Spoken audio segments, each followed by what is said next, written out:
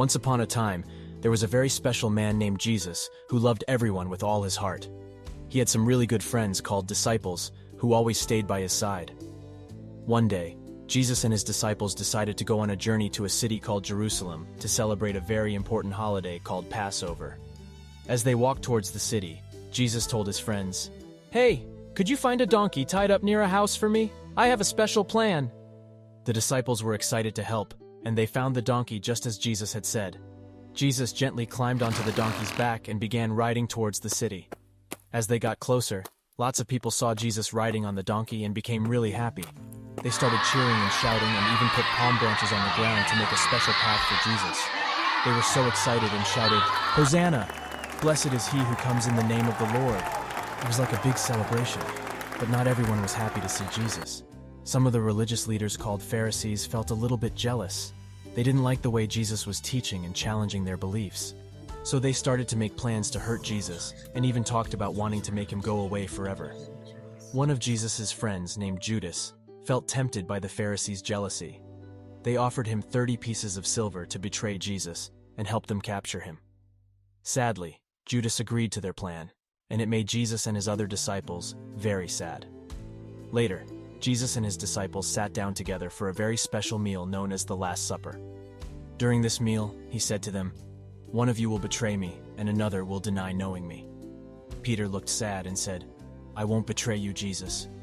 But Jesus gently replied, "Before the rooster crows tomorrow, you will deny me 3 times. Judas felt guilty, but didn't say anything. During the night of his arrest, Jesus had gathered with his disciples in a peaceful garden called Gethsemane to pray. Suddenly, a group of soldiers, led by Judas Iscariot, one of Jesus' disciples, arrived to arrest him. Judas approached Jesus and betrayed him with a kiss, which was a sign to the soldiers that Jesus was the one they were looking for. At that moment, Peter, one of Jesus' closest friends, drew his sword and cut off the ear of one of the soldiers. Jesus quickly said to Peter, "Put your sword away. Shall I not drink the cup the Father has given me?" Jesus knew that this was part of God's plan, and he didn't want his disciples to use violence to try to protect him. Then, Jesus reached out and touched the soldier's wounded ear, healing him instantly. He said to Peter, "Do you think I cannot call on my Father, and he will at once put at my disposal more than 12 legions of angels? But how then would the scriptures be fulfilled that say it must happen in this way?" Jesus wanted Peter to understand that he had the power to defend himself, but he chose to surrender and follow God's plan. After Jesus was arrested, Peter, one of his closest disciples, found himself in a difficult situation. As he stood by a fire, some people recognized him and said, "You were with Jesus, weren't you?" Afraid of being associated with Jesus and the trouble he was facing, Peter denied knowing him not just once, but 3 times. Peter remembered what Jesus had said about his denial.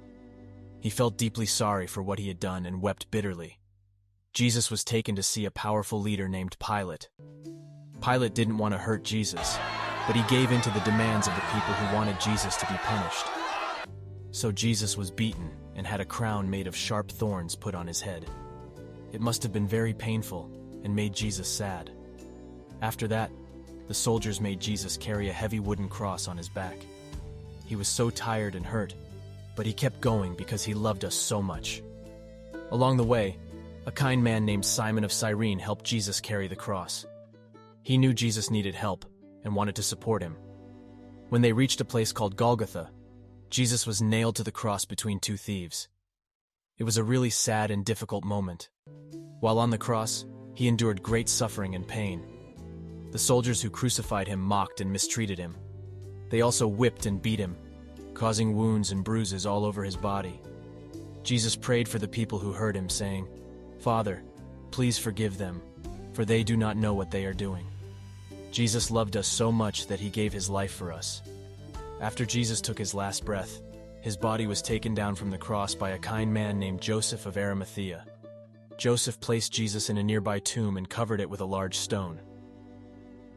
3 days later, on the morning of the first day of the week, a woman named Mary Magdalene went to visit Jesus' tomb.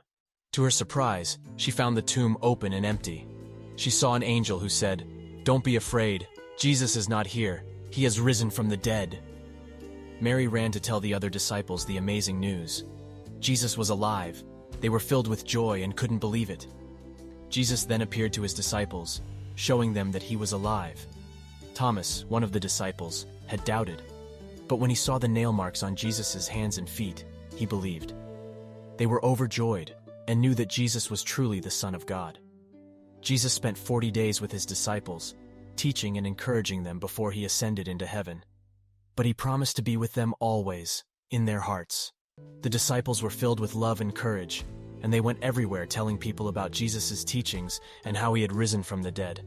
They wanted everyone to know about the incredible love and new life that Jesus offers to all who believe in him. And that, my dear friends, is why we celebrate Easter. It's a time to remember the amazing love of Jesus, who gave his life for us and showed us the way to true happiness. It's a time to be grateful for the incredible gift of new life that Jesus brings. So let's celebrate Easter with joy and share the love and kindness that Jesus taught us.